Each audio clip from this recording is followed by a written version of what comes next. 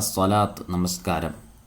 നമസ്കാരം എന്നതിൻ്റെ അസ്വലാത്ത് എന്ന അറബി പദത്തിൻ്റെ ഭാഷാർത്ഥം അദ്ദുആ അദ്ദുആ പ്രാർത്ഥന എന്നാണ്. ദുആഇൻ്റെ അർത്ഥം പ്രാർത്ഥന. അപ്പോൾ നമസ്കാരത്തിൻ്റെ ഭാഷാർത്ഥം അദ്ദുആ, അതായത് പ്രാർത്ഥന എന്നാണ്.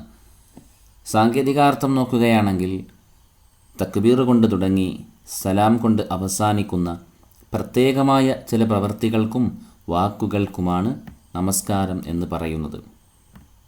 അപ്പോൾ ഈ നമസ്കാരം 4 കാര്യങ്ങളിലായിട്ടാണ് നിലകൊള്ളുന്നത്. 4 അടിത്തറകളുണ്ട് നമസ്കാരത്തിന്. അതിലൊന്നാമത്തത് ഷർത്ത് ആണ്, ഷർത്ത്. രണ്ടാമത്തത് ഫർള്, മൂന്നാമത്തത് സുന്നത്ത്, നാലാമത്തത് നമസ്കാരം ബാത്തുലാകുന്ന കാര്യങ്ങൾ. ഈ 4 കാര്യങ്ങളെ അടിസ്ഥാനപ്പെടുത്തിയാണ് നമസ്കാരം നിലകൊള്ളുന്നത്.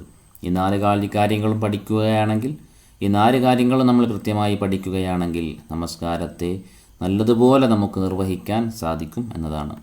അപ്പോൾ ഒന്നാമത്തെ നമസ്കാരത്തിന് അടിസ്ഥാനപരമായ ഒന്നാമത്തെ കാര്യം ഷർത്ത്, അതായത് നിബന്ധനകൾ. നമസ്കരിക്കുന്നതിന് മുമ്പ് ചില നിബന്ധനകളുണ്ട്. ആ നിബന്ധനകൾ പാലിച്ച് നമസ്കരിച്ചാൽ മാത്രമേ നമസ്കാരം ശരിയാവുകയുള്ളൂ. അങ്ങനെ 5 നിബന്ധനകളാണ് നമസ്കാരത്തിനുള്ളത്. നമസ്കാരത്തിന് 5 നിബന്ധനകളുണ്ട്. അതിലൊന്നാമത്തത് ചെറുതും വലുതുമായ അശുദ്ധികളിൽ നിന്നും ശുദ്ധിയാകുക. ചെറുതും വലുതുമായ അശുദ്ധികളിൽ നിന്നും ശുദ്ധിയാകുക.